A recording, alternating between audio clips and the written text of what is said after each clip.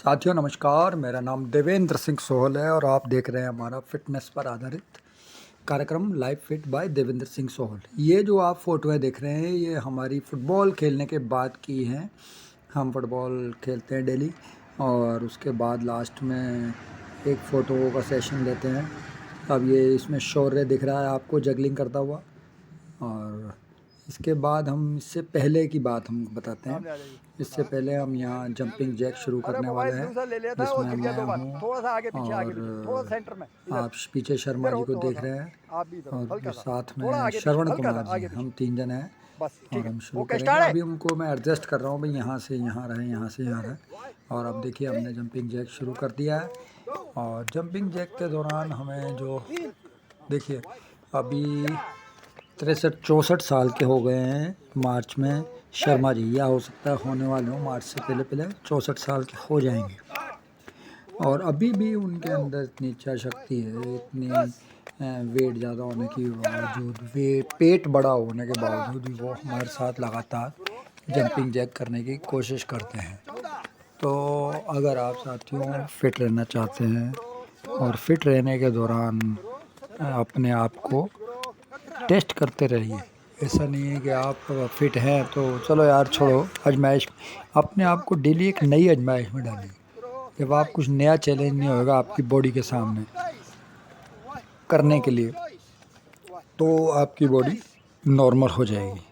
तो साथियों हमें ये ध्यान रखना है कि जैसे जैसे एज बढ़ती है ऐसे ऐसे आपकी मसल्स वीक होती हैं।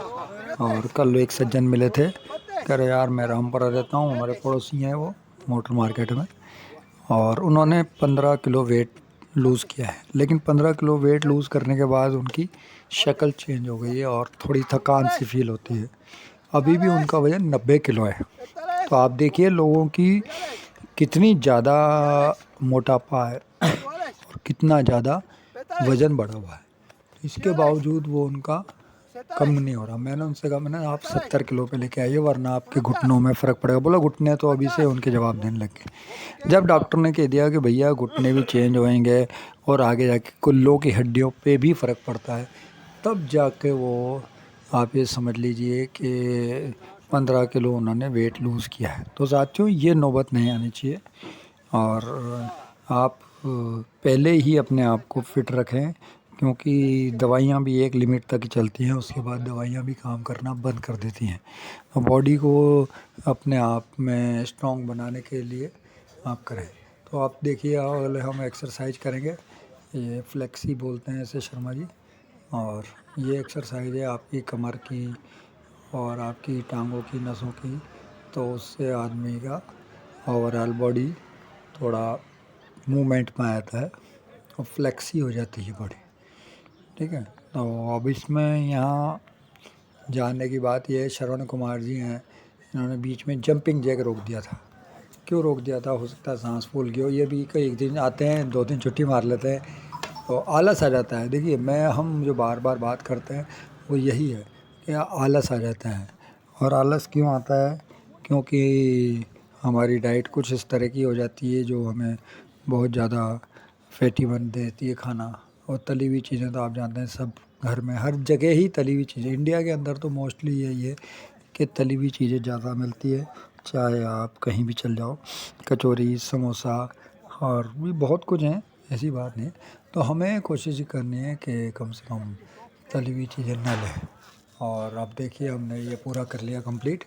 इसके बाद हम एक सेट थोड़ा सा फ्लेक्सी रिलीफ टाइप का होएंगे और अगली एक्सरसाइज हम करेंगे full body exercise, fat loss वाली।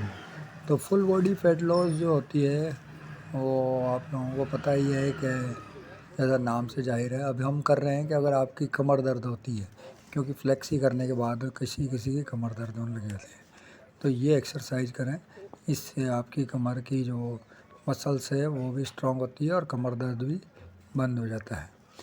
तो साथियों ये हर एक आदमी का अलग अलग होता है बॉडी का, उसका किस तरह की एक्सरसाइज से वो क्या रिस्पांस देती है बॉडी, उस पे फ़र्क पड़ता है। किसी की अगर चोट लग रही हो तो इसे ना करें, और अगर ज़्यादा दिक्कत है तो अपने डॉक्टर से सलाह करके ही करें।